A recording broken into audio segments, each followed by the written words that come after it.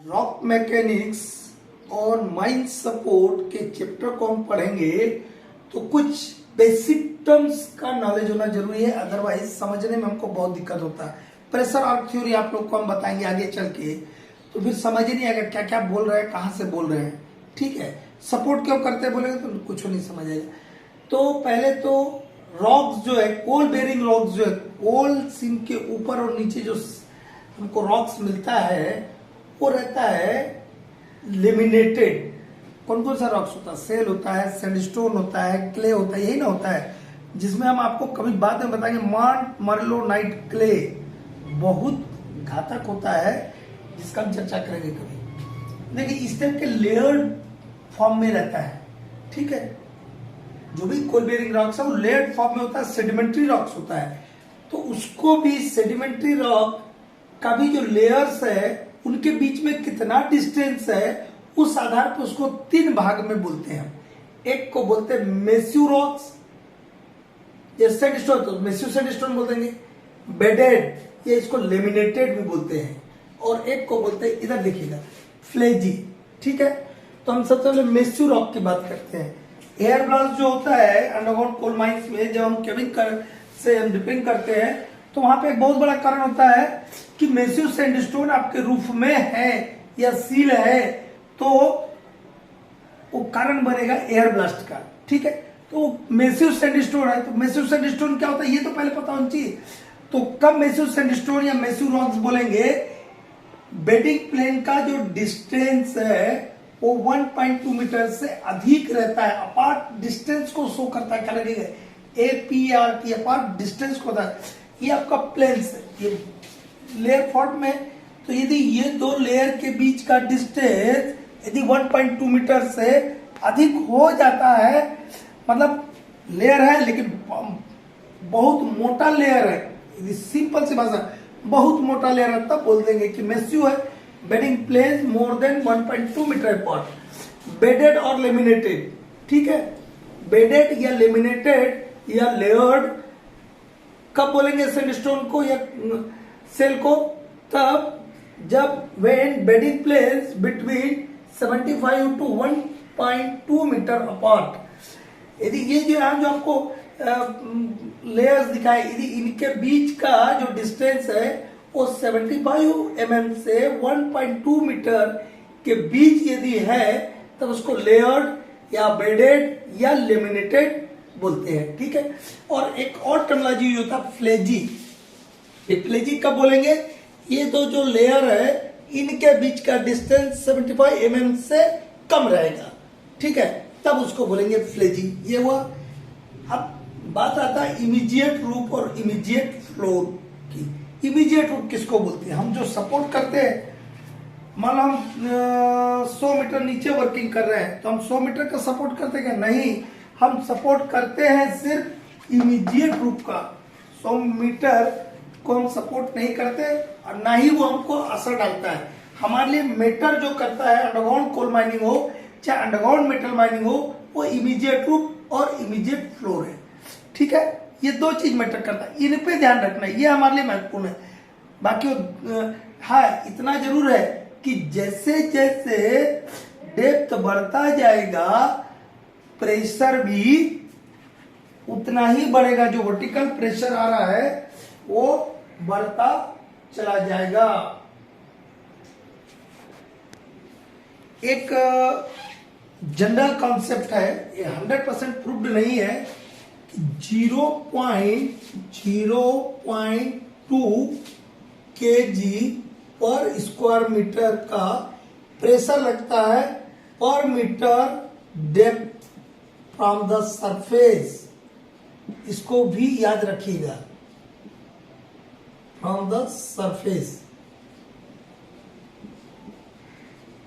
ठीक है, ये जनरली एज्यूम भी किया हुआ है कि सरफेस से जैसे जैसे हम गहराई में जाएंगे, 1 मीटर डेप्थ जाएंगे तो इतना बढ़ेगा, तो 100 मीटर गए तो इसको मल्टीप्लाई कर देंगे, इतना प्रेशर लगता है। 0.2 kg per metre square per metre depth from the surface.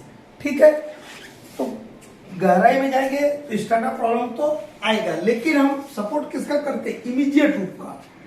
ठीक है, तो इमीडिएट रूप किसको बोलते हैं? इमीडिएट रूप किसको बोलते हैं?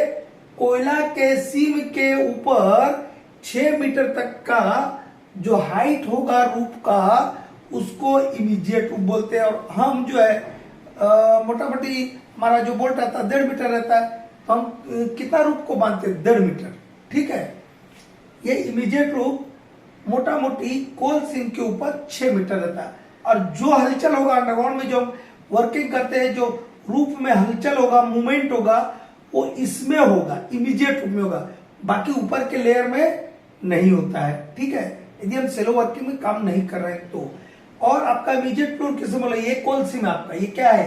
कोल सीम है। इसके कोल सीम के 3 मीटर नीचे तक, क्योंकि क्रिपिंग भी होता है, हीविंग होता है, मतलब रूप ऐसा था, देखिएगा रूप ऐसा था, ये ऐसा हो जाता है, इसको क्रिप या हीव बोलते हैं, मतलब रूप का उठ जाना। ठीक है, इसको भी हमको ध्यान में रखना है, और जो ऊपर से प्रेशर है उसको भी हम आगे बात करेंगे। यहां तक क्लियर हुआ? ये सब हो गया। अब आया बेड सेपरेशन। हम जो सपोर्ट करते हैं अंडरग्राउंड में, उसका प्रमुख कारण है, क्यों करते हैं? To prevent bed separation. Bed मतलब क्या? ये लेयर्स है, ये लेयर को अलग अलग होने से रोकने के लिए हम सपोर्ट करते हैं। ठीक है, प्रेशर आर्क थ्योरी जब बताएंगे तब हम आप डिटेल बताएंगे। यहां पे हम थोड़ा सा एग्जांपल लिया, बाद में ये डेफिनेशन समझाते हैं।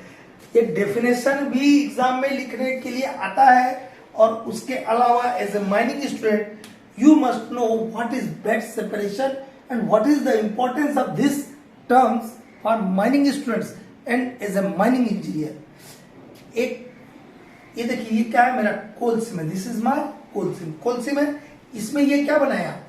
ये क्या बनाया मैंने? एक रास्ता बना दिया, रोड बना दिया, गैलरी बना दिया। ठीक है, रोड बोलो, रास्ता बोलो, गैलरी बोलो, इसको BORD बोर्ड भी बोलते हैं। ठीक है, एक के बाद रास्ता बनाया। जब रास्ता बना दिया तो इसके ऊपर का जो रूप है, वहां ये पहले तो क्या था? इसको सपोर्ट था, लेकिन वहां से कोयला हमने निकाल लिया। रास्ता बना लिया मतलब कोयला निकाला, तो कोयला निकाला तो इसके ऊपर ये लेयर है, ये लेयर है, ये लेयर है, ये लेयर है, तो कितने ऊपर तक हलचल पैदा होगा रूप में? इस कोल सीम के कितना बोला? 6 मीटर तक। And this is the matter for us. ठीक, क्लियर हो रहा ना? ये ढेर सारा लेयर हम यहां दिखाती है। ये देखिए, ऊपर से जो वर्टिकल प्रेशर लग रहा है, इसको हम P1 नाम दिए। साइड से जो लग रहा है P2 दिए। जब हम प्रेशर एक्चुअली बताएंगे हम बहुत लंबा चौड़ा बताएंगे, अभी थोड़ा समझने के लिए समझिए, नहीं तो सब अभी बता देंगे तो फिर हचपच हो जाएगा। ऊपर से प्रेशर लग रहा है, ये समझ लीजिए। साइड से प्रेशर लग रहा है, लेटरल प्रेशर है। ठीक है, ये वर्टिकल प्रेशर है। इनके सबके नाम बताएंगे। माइनिंग में कौन कौन से स्ट्रेसेस यूज होते हैं उसका कल हम क्लास लेंगे। उसके बाद हम प्रेशर एक्चुअली बताएंगे, उसके बाद हम सपोर्ट का बताएंगे, तब ना चीजें समझ आएगा। तो ऊपर से प्रेशर लग रहा था, देखिए यहाँ P1 लग रहा था। ऐसा कितना हर पॉइंट पे लगेगा, सबको यहाँ नहीं ना बता सके। ये P1 लगा, तो या इसके नीचे तो हम गैलरी बना लिए। तो अब ये प्रेशर ऐसा न जाके ये डॉटेड से दिखाया, कहाँ चले गया? पिलर के कॉर्नर पे। ये पिलर के कॉर्नर पे काहे चले गया भैया? ये तो सीधा ना लग रहा था, काहे गया? जब हम यहाँ फिगर में बनाए, गया होगा तभी बनाए, लेकिन काहे गया ये सोचने वाला बात। ठीक है ना? क्यों गया पिलर के कॉर्नर पे, ये सोचने वाला बात है। देखिए ऐसा लग रहा था, लग रहा था, दिख रहा है वहां से, दिख रहा है ना? ऐसा लग रहा था, तो ऐसा लगना चाहिए था। तो ये तो ऐसा लगने के बजाय क्या हुआ? डॉटेड लाइन से दिखा, यहाँ आ गया, ये यहाँ डिफ्लेक्ट हो गया। प्रेशर क्या हुआ? वर्टिकल प्रेशर डिफ्लेक्ट हुआ। बाकी को भी डिफ्लेक्शन दिखाया, बताएंगे अभी। तो डिफ्लेक्शन क्यों हुआ? अरे भैया, कोई भी चीज को चलने के लिए मीडियम चाहिए ना। आपने तो यहाँ का मीडियम ही ना गायब कर दिया। कोयला था, कोयला को काट के निकाल लिया, आपने रास्ता बना दिया। तो अभी यहाँ ऐसा कैसे जाएगा? उसको जिधर जुगाड़ मिलेगा उधर पे जाएगा। समझ आ रहा बात को? ये रास्ता ना बना दिया आपने, ये रास्ता बना दिया, तो ये जो ऐसा प्रेशर डायरेक्ट वर्टिकल लग रहा था, अब इसको तो यहाँ जाने के लिए जुगाड़ ही नहीं रहा। चलने के लिए उसको मीडियम चाहिए ना, मीडियम ही खत्म कर दिया आपने। तो मीडियम खत्म कर दिया तो अपना रास्ता ढूंढा और वो यहाँ आ गया। यहाँ, सॉरी फॉर इंटरप्शन, देखिए P1 ऐसा लग रहा था, लेकिन आपने तो यहां से कोयला ही निकाली तो उसका मीडियम खत्म हो गया, तो यहां पर डिफ्लेक्ट हो गया जो पिलर है उसके कॉर्नर पर। वैसे ही जब ये डिफ्लेक्ट हुआ तो ये सीधा लग रहा था, ये भी थोड़ा सा डिफ्लेक्ट हुआ, ये भी डिफ्लेक्ट हुआ, मतलब अब जो है प्रेशर का रीडिस्ट्रीब्यूशन हो गया, ठीक है ना। तो आपके पिलर के ऊपर अब क्या आ गया, लोड ज्यादा आ गया, ठीक है। अब लोड तो आया, अब यहां से आपने कोयला निकाल लिया, ये लेयर्स है, तो ये लेयर, ये जो लेयर था, ये लेयर जिसको बाद में हम रेड से दिखाएं, तो पास में से दिखाइएगा, तो ये लेयर क्या करेगा, अपने वेट से, अपने ओन वेट से सेग करेगा, नीचे की तरफ सेग करेगा और कोशिश करेगा कि इससे अलग हो जाए, ये लेयर इससे अलग हो जाए और अलग अलग होने की कोशिश करेंगे। यहां तो हम पिक्चर में दिखाने के लिए इनको दूर दूर दिखाए हैं, वहां तो एकदम चिपका ना रहेगा, ये ऐसा रहेगा, देखिए ऐसा ना रहेगा, ये देखिए मेरा 2 उंगली ऐसा रहेगा, उनमें क्या होगा, इस टाइप का गैप बन जाएगा, ठीक है। गैप बन जाएगा तो ऐसा इस टाइप का हो जाएगा, कैसे होगा, ऐसा था ये कैसा हो जाएगा, ऐसा हो जाएगा, समझ आ रहा है, दिख रहा है, ऐसा था वो कैसा हो जाएगा, ऐसा हो जाएगा, ठीक।